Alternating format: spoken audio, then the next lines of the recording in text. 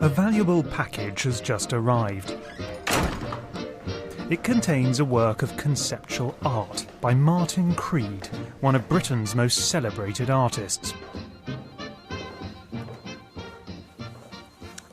I bought this piece from Martin Creed's gallery online. It cost me £180, and I've been given very specific instructions on how to open it. Apparently, I have to use a scalpel to prise this box open as delicately as I can, like this. Let's open it up.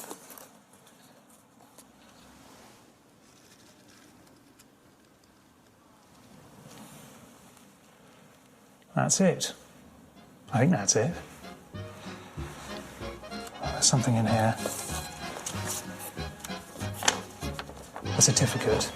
Martin Creed, work number 88, a sheet of A4 paper crumpled into a ball.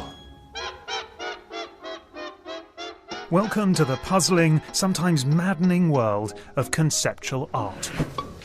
This piece perhaps encapsulates why so many people struggle with conceptual art. It doesn't seem to require much skill, it's not particularly beautiful, and ultimately it feels like a bit of a rip-off. But maybe we're all missing something. And so, in this film, I'm going to attempt the near impossible, to really understand conceptual art. What is conceptual art? How should we approach it? And why should we care? To answer these and other questions, I'm going to examine its key works. Meet the movers and shakers of today, and experience some cutting-edge contemporary conceptual art in an open-minded guide for the perplexed. And who knows? By the end of it, we might all have changed our mind.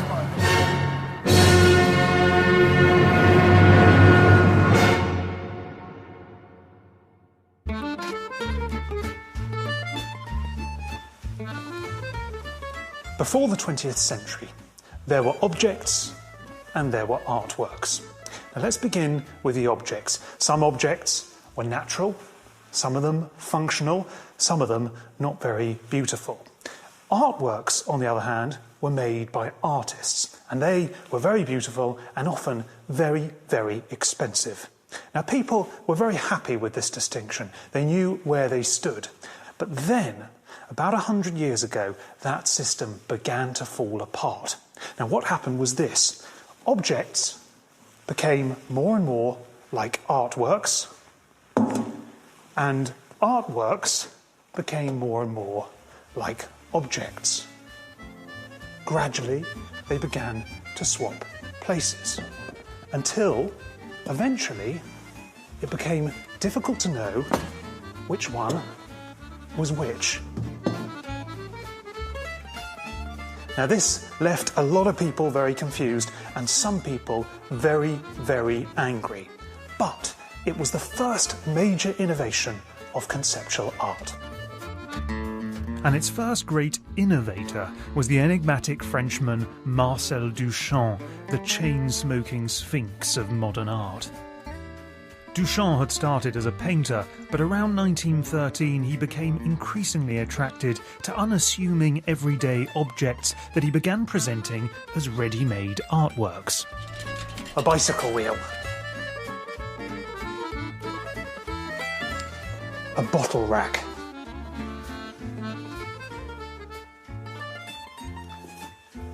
A snow shovel. And most famously, a urinal. So what was Duchamp up to with his taste-defying ready-mades? Taste is the great enemy of art, A-R-T. That was the difficulty, to find an object that had no attraction whatsoever from the aesthetic angle. Of course, humor came in as an element.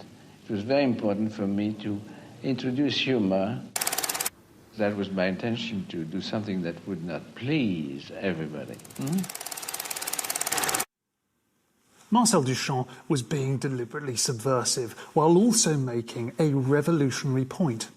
Not everything was art, but anything could be art. Why? Because the object didn't matter any longer. What mattered was the idea, the concept. And that was the beginning of what we've come to call conceptual art. Duchamp did a hit and run on the art world. After dropping his conceptual bombshell, he abandoned it and became a professional chess player instead. But his audacious acts opened the floodgates. 20th century art abounds with his disciples, but one of the most original was a mischievous Italian aristocrat. Piero Manzoni was a self-taught artist who rose to prominence with his achromes, a series of white-surfaced works made from increasingly unusual materials.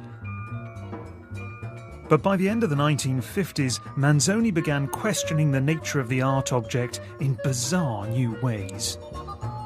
He signed real bodies to make living sculptures, drew never-ending lines,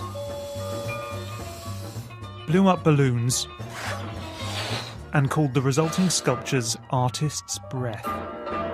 Pressed his thumbprint onto hard-boiled eggs for the public to consume,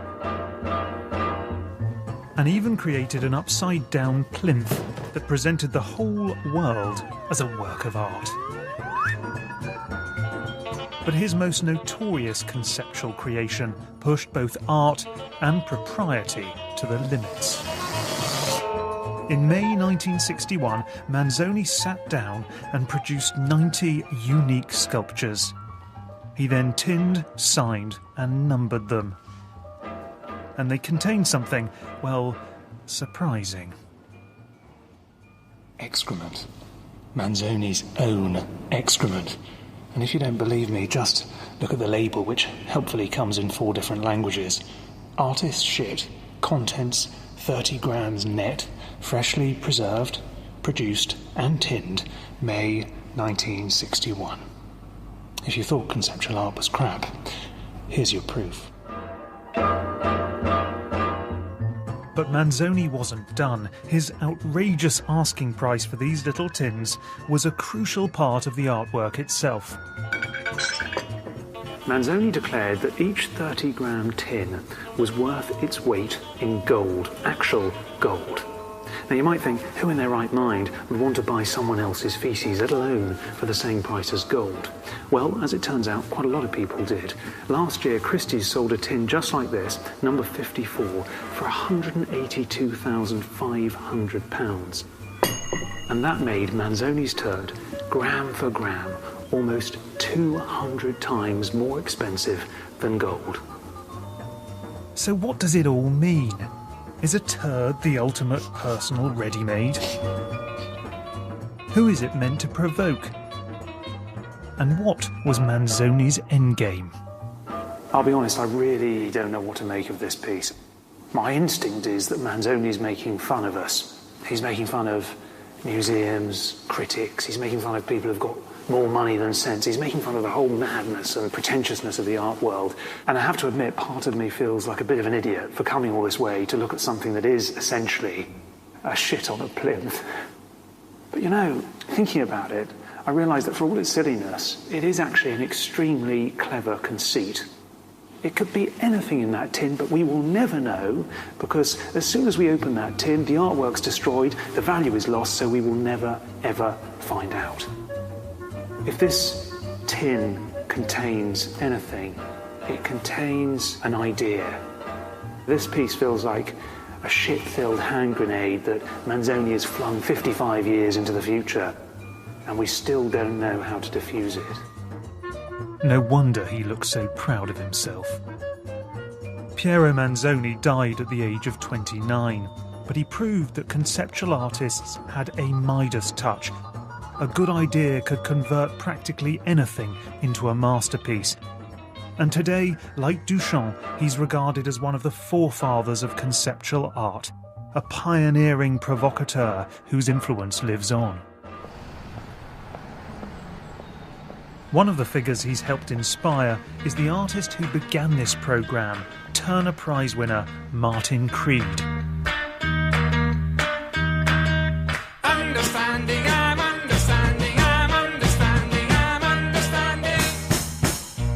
Over a freewheeling career that includes making music, Creed has converted a whole range of things and no things into art.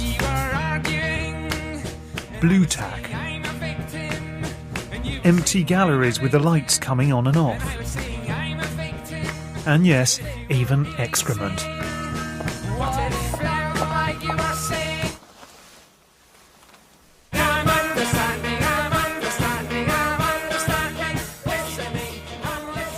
I've come to Hackney in East London to meet Martin as he launches a new album of songs. One, two. And I'm hoping he can shed some light on the ideas behind work number 88. That scrunched up ball of paper that cost me £180. A few days ago, I purchased this, one of your pieces, work number 88, and I wonder if you can help explain it to me. Well, shall we open it? Oh yeah. There you go. Yeah, that's it. Yeah, that's a crumpled ball of paper inside a nest of shredded paper to keep it from getting crumpled up. So tell me, how did you come to that idea of doing that? A friend was doing these editions where he was making booklets made out of A4 paper. He asked me if I'd make a book, but I just couldn't think of anything that I could, put in a book. And I thought, well, if I crumpled it into a ball, the paper, instead of making a booklet out of it. Yeah, and that was it. And I thought it was funny because it looks like it's just a piece of garbage. Mm. But I tried to make it as beautifully as I could. So how do you do that? Do you have a particular method that you use to... Yeah. Apart from scrunching, obviously. Yeah. The best way is to get the paper and loosely crumpling it before you actually... So you don't just try to make the ball in one go. Usually about 1 in 3 of these works out. So what is it that you're looking for? You know, when you say that 2 out of 3 you throw away, what is wrong with the 2? A perfect sphere, you know what? See, I mean, it's never perfect, but I feel like a sphere or circle is a beautiful shape because it's equal in all directions, so you don't have to decide. I like circles. How many of those do you think you've made through your career? Well, I think they're numbered, but I don't know. Well, this is 695. Martin's quest for the perfect paper ball reflects a broader interest in things. He's used cacti, chairs, and that conceptual favourite, balloons, filling half a room with them in a work called Half the Air in a Given Space. But the crumpled ball is perhaps the hardest thing to appreciate as art.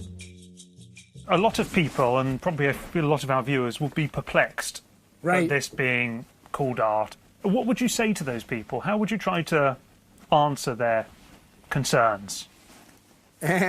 Well, I wouldn't argue. Well, I wouldn't really want to argue with them because this is, I wouldn't call this art either.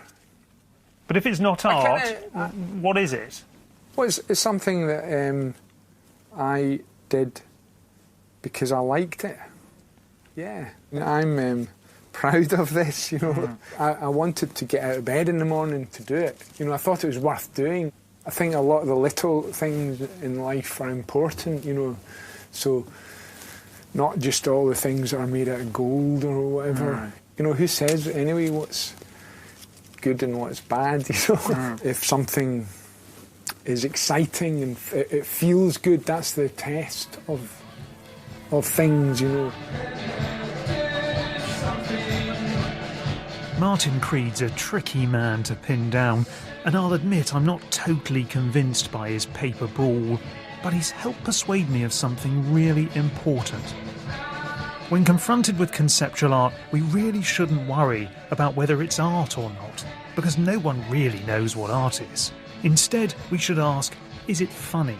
Is it original? And perhaps most importantly, does it make us think? And in a way, this little crumpled ball does all of those things.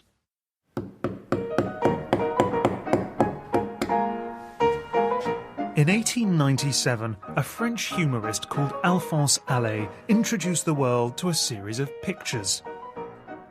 Each of them was a plain sheet of coloured paper. They appeared to depict nothing until you read the titles. This one was called First Communion of Anemic Young Girls in a Snowstorm. This one, Apoplectic Cardinals Harvesting Tomatoes on the Shore of the Red Sea. And this one, which I warn you isn't politically correct, Negroes Fighting in a Cellar at Night. Now, Allais was joking, of course, but his joke was a really important moment in the prehistory of conceptual art because it showed that words can be more meaningful than images. When conceptual art really kicked off in the mid-1960s, many of its leading protagonists were so determined to purge art of its decorative frilliness, they turned more and more to words. In a revolutionary atmosphere, words were used to explain, subvert, and occasionally replace the art they described. And the results were often tricky to decipher.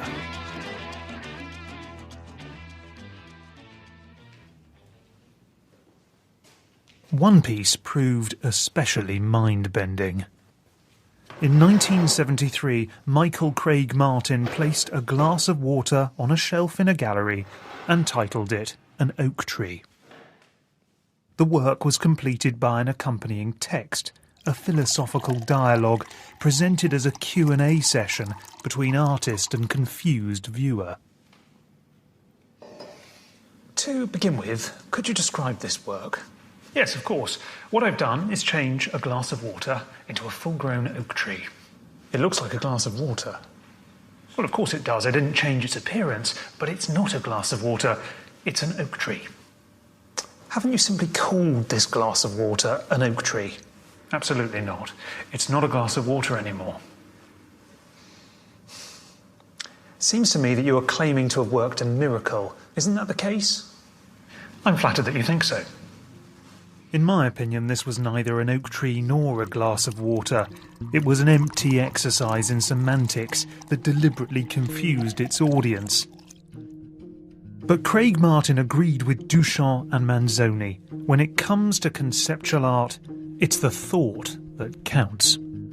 This was certainly the view of the American artist Sol LeWitt. In the 1960s, he declared, "The idea becomes a machine that makes the art. It is the objective of the artist who is concerned with conceptual art to make his work mentally interesting to the spectator, and therefore usually he would want it to become emotionally dry."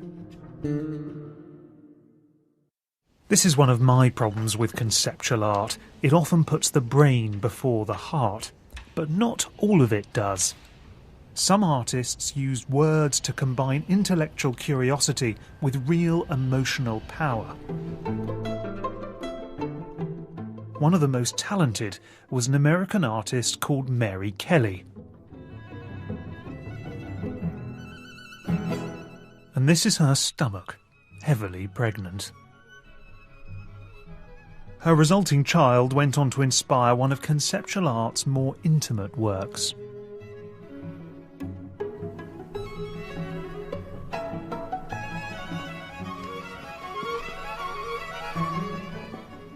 In postpartum document, Mary Kelly recorded and analysed her changing relationship with her young son. A 6-part series, each section concentrates on a different formative moment between mother and child, blending unusual materials with words. Part 1 caused a scandal when first shown in 1976 because Kelly used her son's dirty nappy liners as a sort of canvas onto which she typed a log of everything he'd eaten that day. This is the third section of postpartum document, and I'm pleased to report there are no nappy stains in sight.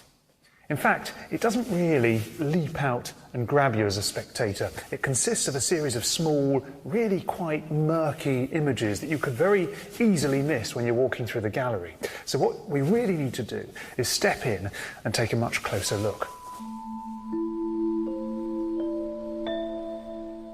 The work is a kind of collaborative diary from the autumn of 1975, when Kelly's son first began nursery. Each picture contains a mixture of writing, coloured paper and her son's crayon scribbles. So what we're looking at is 3 columns of text. The first column on the left, that documents Mary Kelly's son's own words on the date 13th of September 1975. And the second column to the right of it, that documents Mary Kelly's response to her son's words on the same day. And the third column, which is probably the most interesting and isn't typed, it's handwritten, this contains Mary Kelly's broader reflections on the original exchange. Now, it's quite complicated at first, but there is a logic to it, and once you understand that 3-column structure, you can begin to understand the entire piece. And the closer you read, the more vividly their relationship comes to life.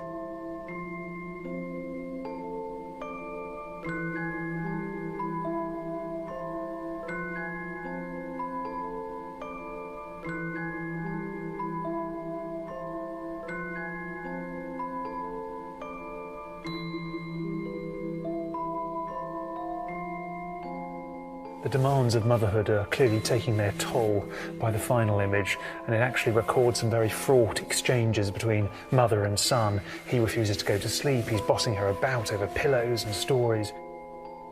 He's bossing me around. He'll just have to read the story I choose this time. I'm trying not to be weak. And there's a particularly moving passage here where Kelly writes, I feel somehow undermined, not resentful, but just confused, because just being affectionate isn't enough anymore. He tests me. I feel I have to gain his respect where before I felt assured of it simply because I was his mother. Mary Kelly's art is about self-understanding. But it takes effort to understand it. This art isn't simply for looking at. You have to read it, analyse it and decipher it, and it repays your hard work. You know, I'm actually really surprised at how powerful I find this piece, because when you start investing in it, when you start getting up close and reading it, you really get drawn into this very intimate emotional world that's intelligent and witty and moving. Conceptual art, emotionally dry. Not here, that's for sure.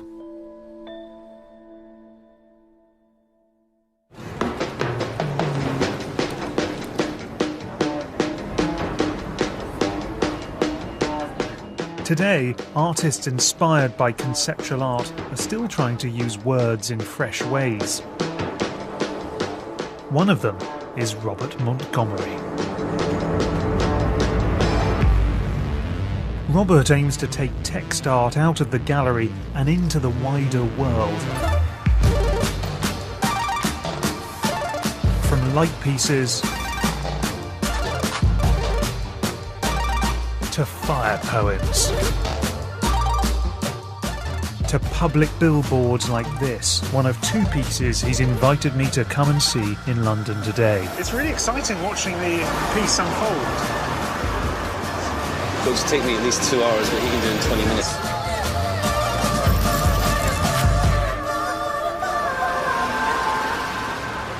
So the piece is up and it says, the air chases and scatters blue light more than it scatters red light. That's why the sky is blue when we are cloudless, when it is big gushed. The screens which circle you like butterflies now. All your tomorrows turned to electric waterfalls. Digital culture created a new kind of unconscious hipster capitalist. Unsuck the glamour from these glass towers, blank the sycophantic neon, undress in the streets this summer, make our universities free again, save our fragile libraries. This is no picture, but it's chock full of imagery. You've got a combination here of the romantic and the political. So it starts with this wonderful description of the sky and the clouds, almost pastoral set of lines. But then you finish with a very strong political I think message. of myself as a sort of a traditional British romantic painter in a sense, like in the tradition of Turner. Like, I want to talk about those things. I want to talk about sort of romantic, transcendent sunsets, and I want to bring that into the dirtier life of today. You know, my idea of being an artist is to be engaged with the sort of culture and politics of your time in a real way. It's also to do with billboards in a way defining the discourse and conversation of the city, and that becoming increasingly a conversation that treats us as only consumers. I want to touch on the subconscious mind through a medium that's used to sell us shampoo. So you're using the infrastructure of capitalism, but you're not trying to sell anything. In fact, you're trying to provide an antidote or to what people normally find on their streets. Yeah, I mean, I'm not sure I can be an antidote to capitalism just on my own entirely, but I can certainly open up like a more sensitive state of mind in this place. Yeah. Do you find that people engage with these pieces? Yeah, I do. In 2004, I started in this neighbourhood doing billboard pieces. Let's say, would I say illegally? I'd say unauthorizedly. And I get hugged quite a lot by sort of drunk estate agents who were wandering home to Essex and would come up and say, what is that then, right? What's it an ad for? It's not an ad for anything. Is it poetry, is it art? They'd ask us questions, and I would say, well, read it and see what you think.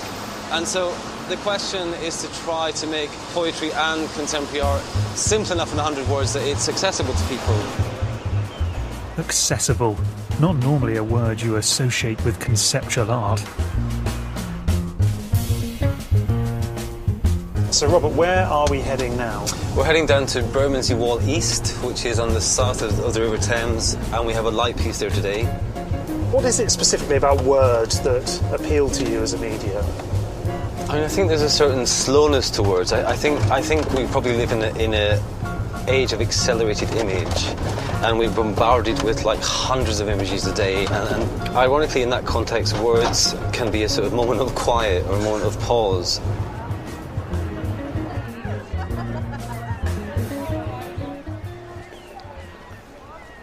Wow. The people you love become ghosts inside of you, and like this, you keep them alive. Yeah. It's a very personal piece, this one. I had this really close friend during art school called Sean Watson, and he got hit by a car on the Edgware Road and died very suddenly in 2004. And it was the first sort of heartbreak of grief, really, in my adult life, in a sense, and it affected me really badly. And then, a few months into that, I had this dream where Sean was just there. He was just alive and just around. And I woke up the next day happier than I'd gone to bed, and I thought, okay, this maybe is what ghosts are. Maybe ghosts are a positive thing.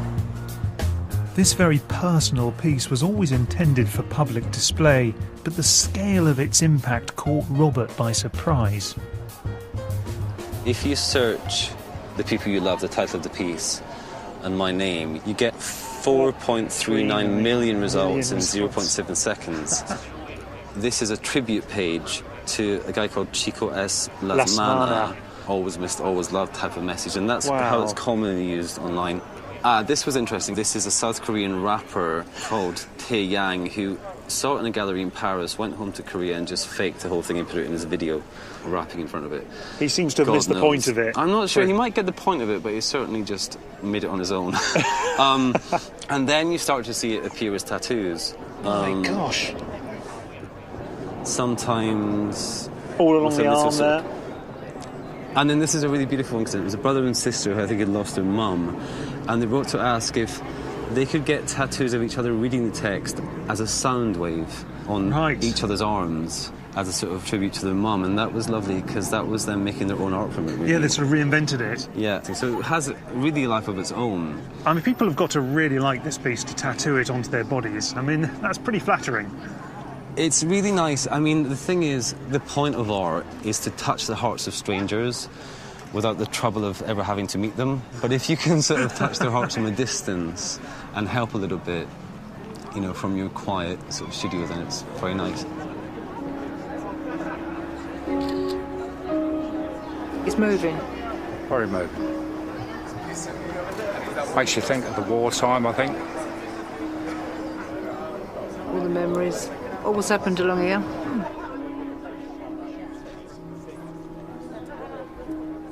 We just came by the pub for a pint and just saw it. It's just like amazing, like stopped us in our tracks a bit. I think against this dramatic sky tonight as well, it's just like really stood out. Perfect backdrop. I mean, for me, I think about relationships lost. Yeah. Especially because I'm not actually from London. I'm kind of like, I left those behind and then here I am.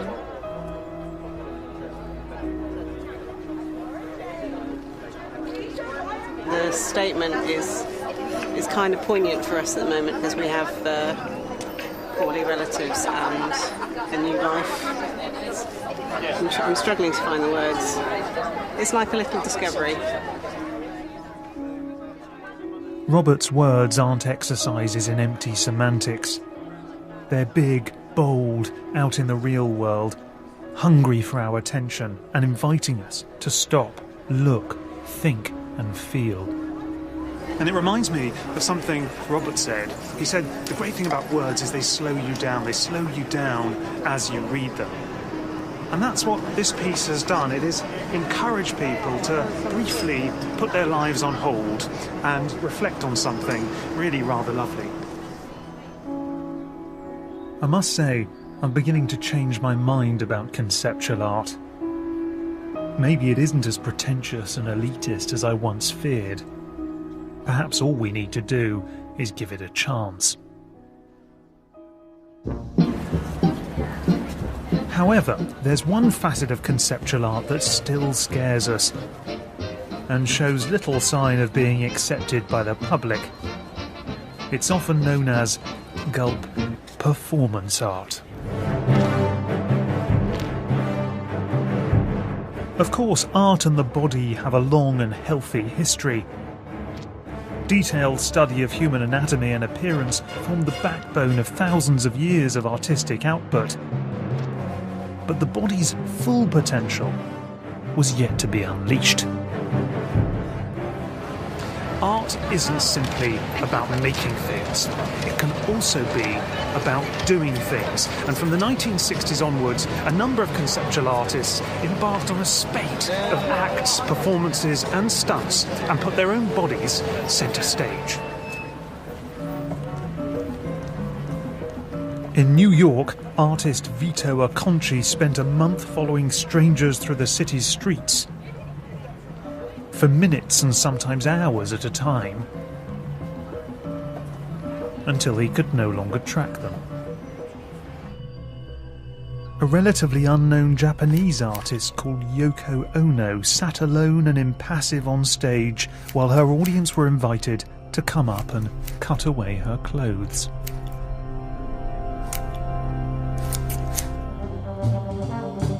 And in London, an irreverent performance by a young man called Bruce MacLean attempted to redefine the nature of sculpture.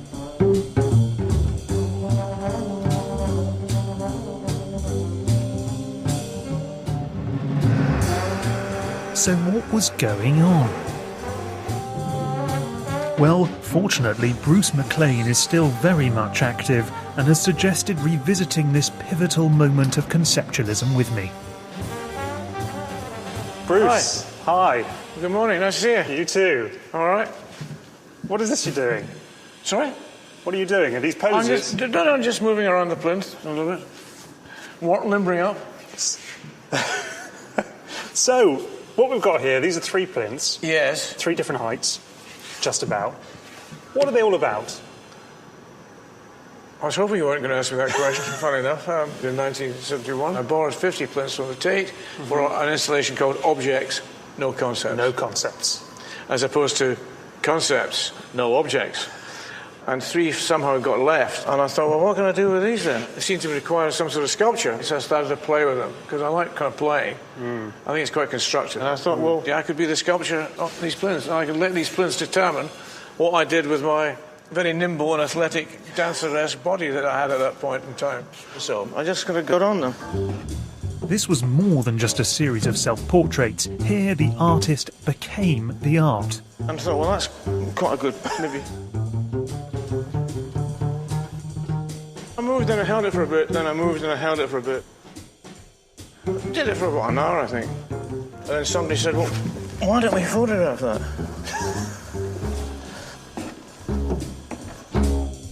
I can't get up there anymore, but anyway. I can help bring your leg up. No, thanks. No leg cocking in this film. What I like about it is you've got the plinth, this black and white photograph. It feels very formal, but at the same time, it's you subverting a tradition and having a bit of a laugh. But I mean, I wasn't doing it as a laugh. I was doing it, and I wasn't doing it as a solemn work. But I thought, well, let's look at these cliches and take them apart a bit. When I look at something I don't understand, I'm interested. And where did you get the idea of using your body, making your body part of the sculpture itself? I like the idea that you can use your body. So you don't have to buy any material. You don't need a bit of wood, you don't need glue, paint, anything. You can make something up as you go along with nothing. And it was a time of the student revolution coming from France. And the whole mood of the time was about a global mood, a global feeling, young people thinking, exchanging ideas, being part of what became known as conceptual art. When people didn't want to make stuff with stuff for people to consume. We were all anti-consumerism. We were there to question the nature of sculpture. While Bruce MacLean played with the idea of ephemeral human sculpture, others were busy transforming their whole lives into allegorical artworks. The most mercurial of them was a hugely influential German artist called Joseph Beuys. In 1974, Beuys flew into New York's JFK airport. He was covered in a layer of felt, loaded onto a stretcher and taken by ambulance to a West Broadway gallery.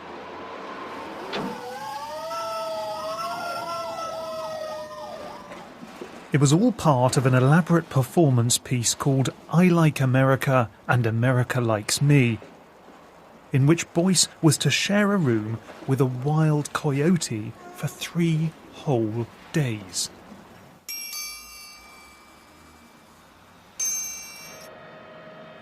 Confused? You should be. Beuys once declared that art is not there to be simply understood, or we would have no need for it. Understandably, the coyote was also somewhat mystified, and fairly angry to begin with. But over time the animal appeared to grow tolerant, even accepting of the eccentric artist. And by the end, they'd formed something of a friendship. So was it just a stunt, or was there method in the madness? I see Beuy's performance as a strange but powerful allegory about peace, tolerance and respect for nature. This was what Beuys called social sculpture, an art form that turned life into art in order to change both politics and society. Elsewhere, conceptual artists took a more direct approach and distributed their political messages by any means necessary.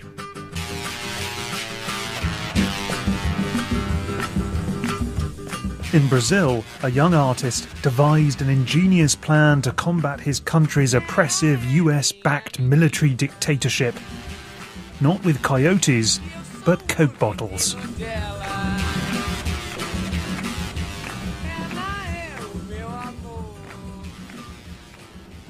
Cildo Morales began by purchasing a number of Coca-Cola bottles, and then he made some careful modifications. The bottle in the foreground reads, "Yankees go home," and the one in the middle has the recipe for a Molotov cocktail. Now, crucially, when Morales had made his modifications, he then sent these bottles back out into circulation where they were purchased in shops and drunk by the public. Morales considered this to be an act of guerrilla warfare against capitalism, against censorship, against dictatorship, and he was fighting his foes with conceptual art. Morales' work again shows that conceptual art takes many different forms: objects, words, bodies, actions, even fizzy drinks. But in the 1970s, artists found a new medium to exploit: the media itself. I'd like to introduce myself. My name is Chris Burden, and today on this tape I'm going to show you excerpts or visual records from 11 different pieces that I've done starting in 1971 into 1974.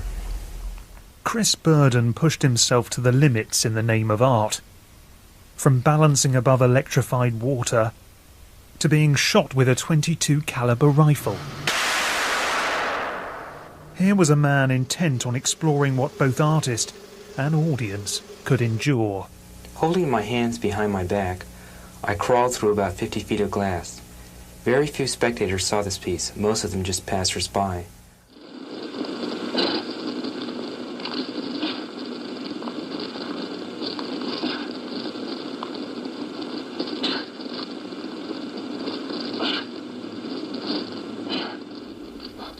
Strange, this piece. It's almost unwatchable, but at the same time, you can't stop watching it. At least I can't. There is something horribly gripping about observing another person suffering. That, I think, was the point. This piece was made during the Vietnam War, and it was all about people, Americans, becoming increasingly desensitized to images of death and violence that they were seeing in the media. Burden realised that the very same media could potentially be infiltrated to shock and confuse his fellow Americans, and that television held the biggest captive audience. So in a separate artistic act, he created a series of guerrilla TV adverts to be broadcast almost subliminally amid the normal schedule. Ronco presents Good Vibrations, 22 original hits with the Hollies.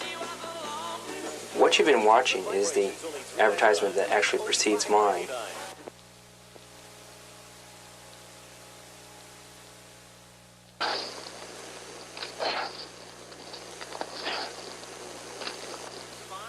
Well, that was it. You saw how short it was. I didn't have any illusions that people understood this, but I know it stuck out like a sore thumb, and that I had the satisfaction of knowing that 250,000 people saw it every night, and that it was disturbing to them. In a conceptual masterstroke, the artist had hijacked the medium of TV along with its audience. To think that Burden actually bought airtime and sent his commercials into the homes of hundreds of thousands of unsuspecting people, it was utterly audacious.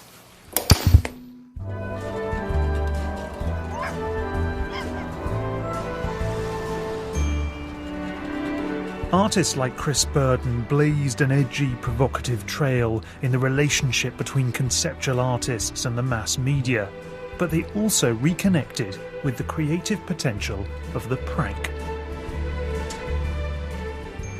Christian Jankowski is a German artist who has spent the last 25 years masterminding a whole range of media pranks that often rely on innocent collaborators. He spoofed supermarket sweep-style daytime TV,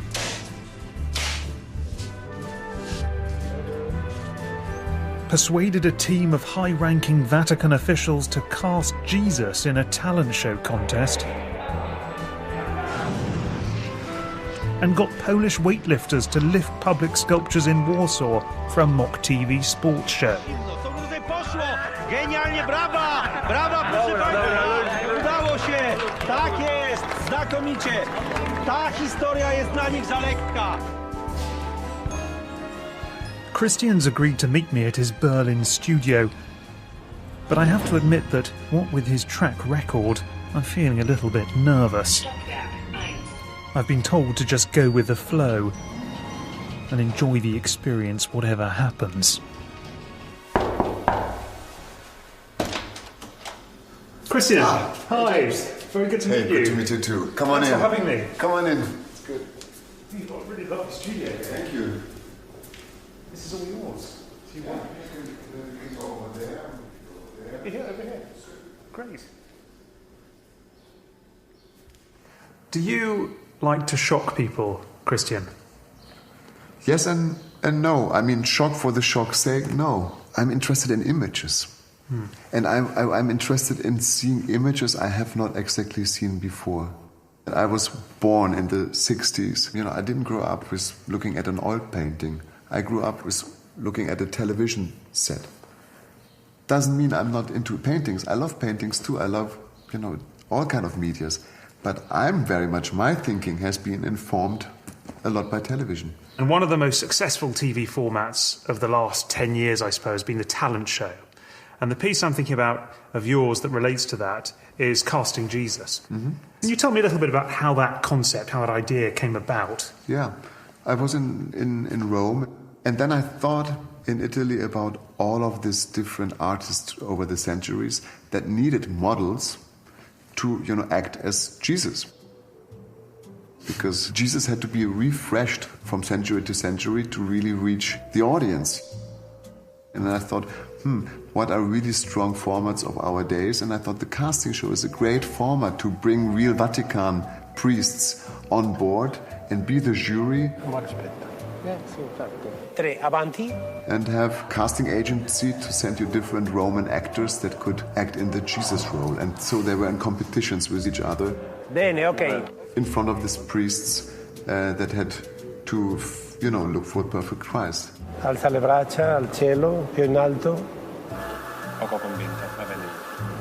Sembra eccessivamente drammatico questo. Come se imposessi le mani a qualcuno, un'imposizione delle mani. Questo centrale deve fare anche la scena anche con la croce. La porta così lateralmente. Mazzo. Bravissimo. Are you trying to make people laugh? Is that an important strategy of yours? And I think there's something quite anarchistic with humor, because you can express feelings, you can express opinions with it, but not in the teacherly way of saying this is bad and this is good. It's a different style. For Christian, all media formats are potential conceptual playgrounds. This is Christian. He's from Germany. Hello. He and I were talking about artistry, and we were talking about how God... Be they Texan televangelism. And so he shared something with me, which was a point. Peter. Hey, it's good to see you. Pulp video piss takes.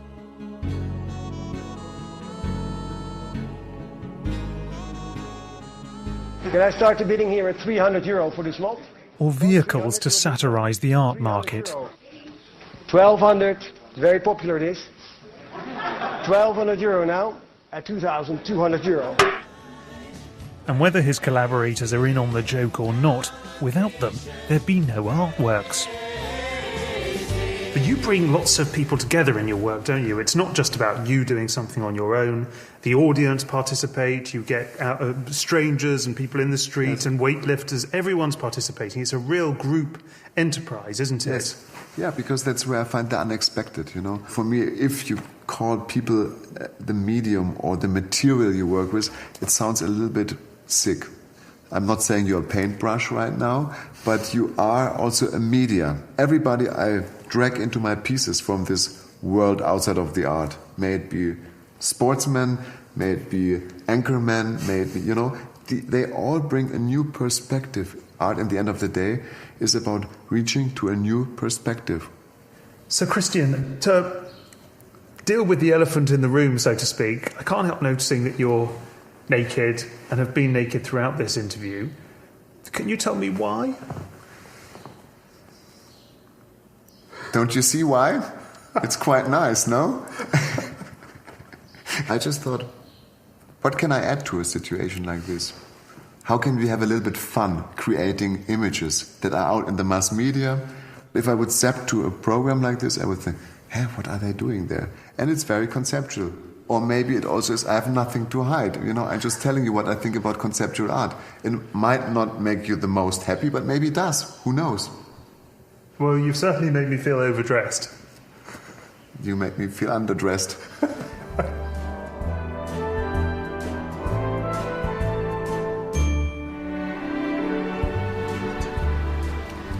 Well, that was one of the more surreal experiences I've ever had.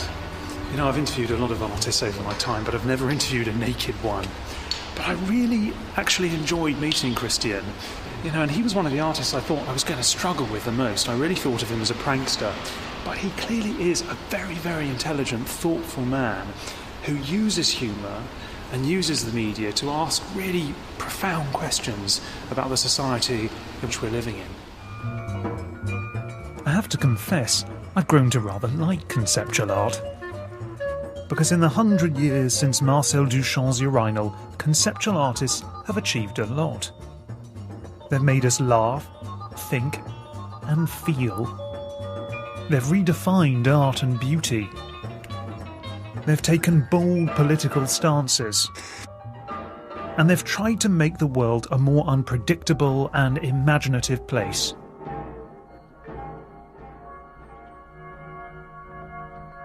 But to really understand how far conceptual art has come today, we must delve deep into the final frontier. Katie Patterson is one of the most exciting talents of my generation, and for a few years now she's been boldly going where no conceptual artist has gone before. She's melted down and recast a 4.5 billion year old meteorite before sending it back into space. She's mapped all the dead stars we know of in the universe, 27,000 apparently. And she's even made music with celestial objects.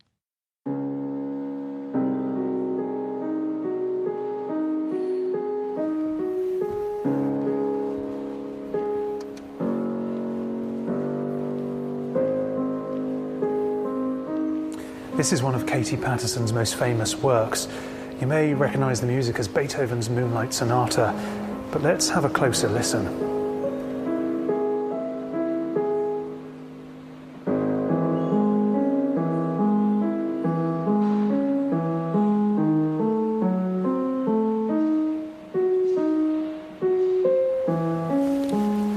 Now you might have noticed that this rendition is actually missing a few notes.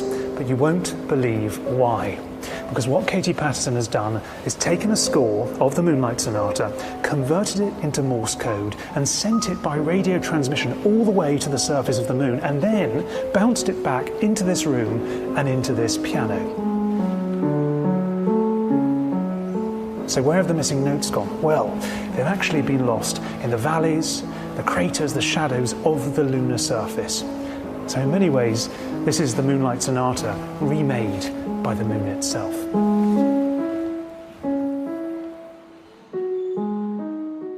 In the same way that Duchamp's fountain was just a urinal, this is just an everyday piano plonked inside a gallery, but it's been transformed by an extraordinary idea. My final stop on this conceptual journey is to try and discover where these cosmic brainwaves come from, and to see what else Patterson has been dreaming up. So, what have we got here then, Katie? We have got a number of different samples and bits and pieces from the different artworks that I've been working on for the last few years. This is a candle that smells of outer space. I didn't think outer space had a smell. It has a lot of smells, it turns out. It's quite a scented place. Here's the sun. What does the sun smell of? Welding fumes. Well, yeah. Actually, that doesn't seem so surprising. Lots of hot metal. Yeah. I like that idea that Mars smells of an old penny. Some of the scents have come from astronauts' clothing that's been analysed, like right. The scent of the moon. I worked with a biochemist to develop these very particular perfumes. I mean, that's just amazing. I mean, I'm just looking, burnt almond cookie is the smell of the moon. How do you come up with an idea like that? I mean, the idea of, you know, what does the universe smell like? Yeah, let's turn it into a candle. That's just an amazing idea. Where are those concepts coming from? Oh my goodness, where do the concepts come from? I still surprise myself with where the concepts come from. I was thinking as if you're taking a journey through space and through time, and how to translate the smell of a journey into a physical thing, and that became a candle. What is it that inspires you as an artist? What is it? What kind of things get you going? It's almost everything. Nature and geology and geography. The planet and the wider universe. So it's pretty wide. So what are these then? So this is from a series called History of Darkness, and I've been taking images of nothing, effectively, of dark spaces from throughout the universe. Oh, so these are slides, right? They're slides, and they're all just black, but they're from multiple places in the universe that span billions of years. So what is that saying then? That is the distance from Earth in light years. Which is 4 billion? 4 billion. 239,108,820 light years from Earth, exactly. I kind of like to think that these spaces of emptiness could now be filled with life and other planets. I mean, it's so remarkable that in this little slide you've got 4 billion light years. Yeah. That's an amazing, awe-inspiring idea in its own right, isn't it? And one of the concerns a lot of people have about conceptual art, and I have to confess that I've had these concerns as well in the past, is that it's somehow easy, that anyone can do it. But looking at your work, I realise that it's completely the opposite. This is not easy at all. It's painstaking. Oh my goodness. Yeah, it's not easy. Because these ideas are kind of on the brink of the possible and the impossible. There's so many things that go on behind every single work, but ultimately, I hope the audience will make it come alive by activating that idea through their imagination. And that, dear viewer, is where you come in. Most conceptual art only comes to life when you're prepared to put in the work. Understanding often takes effort, but you can complete the circle of an artist's big idea. And here's one of Katie Patterson's biggest.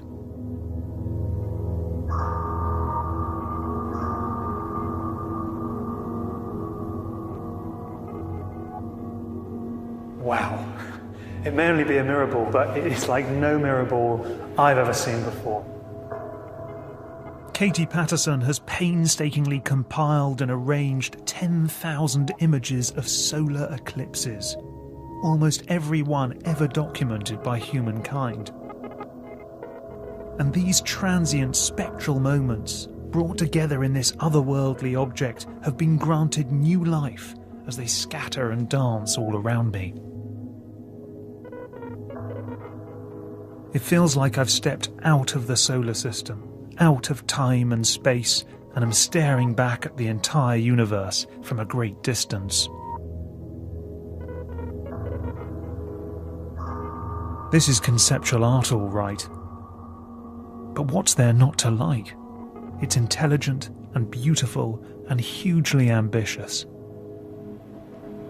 Conceptual art is above all about ideas. Now, as we've seen, those ideas can come in many different shapes and sizes, but Katie Patterson deals with the biggest ideas imaginable: space, time, the cosmos. Now, those ideas are relevant to each and every one of us because they help define our place in the universe.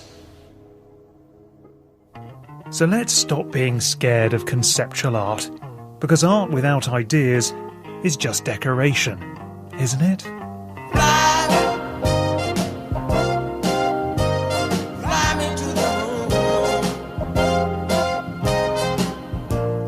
More in our conceptual art season next here on BBC4 as we enter the weird and wonderful world of performance artist Bob Parks. And tomorrow, the bricks that sparked such outrage and wonder at the Tate Gallery in 1976. Don't miss that at 9.